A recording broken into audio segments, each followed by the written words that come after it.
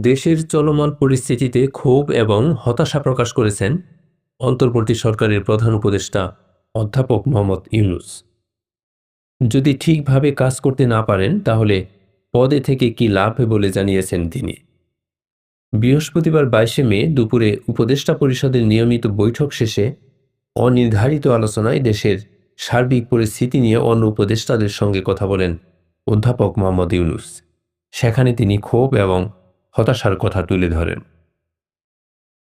উপদেষ্টা পরিষদের বৈঠকের পর প্রধান উপদেষ্টার সাথে দেখা করেন এনসিপির আহ্বায়ক নাহিদ ইসলাম। তিনি রাতে একটি গণমাধ্যমকে বলেন, অধ্যাপক ইউনূস পদত্যাগের বিষয়ে ভাবছেন। এর আগে উপদেষ্টা পরিষদের বৈঠক শেষে দীর্ঘক্ষণ উপদেষ্টাদের সাথে কথা বলেন প্রধান উপদেষ্টা। বৈঠকে উপস্থিত থাকা একাধিক সূত্র বলে, ঢাকায় প্রতিদিন সড়ক আটকে আন্দোলন, সংস্কার সহ বিভিন্ন বিষয়ে রাজনৈতিক দলগুলোর মধ্যে ঐক্যমতের অভাব, রাষ্ট্রীয় নানা পক্ষের অসহযোগিতার বিষয়টি আলোচনায় আসে।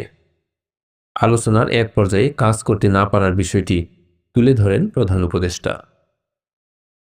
ওই আলোচনায় উপস্থিত থাকা সূত্রগুলো আরও জানায়, এক পর্যায়ে প্রধান উপদেষ্টা তাদের বলেন তারা যেন আরেকটি অন্তর্বর্তী সরকার গঠন করেন, কারণ তিনি চলে যেতে চান।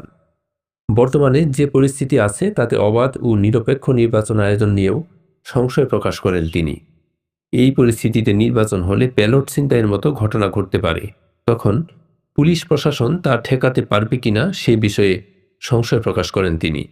অন্যদিকে সুষ্ঠু নির্বাচন করতে না পারলে মানুষ তাকে দায়ী করবে বলেও আলোচনায় উল্লেখ করেন। বৈঠক সূত্র জানায়, বিভিন্ন পক্ষের অসহযোগিতার বিষয়টি জাতির উদ্দেশ্যে ভাষণের মাধ্যমে তুলে ধরার কথা বলেন প্রধান উপদেষ্টা। এক পর্যায়ে তার ভাষণের একটি খসড়াও তৈরি করা হয়, তবে শেষ পর্যন্ত ভাষণের বিষয়ে সিদ্ধান্ত হয়নি। এ বিষয়ে পরে আবার আলোচনা হতে পারে।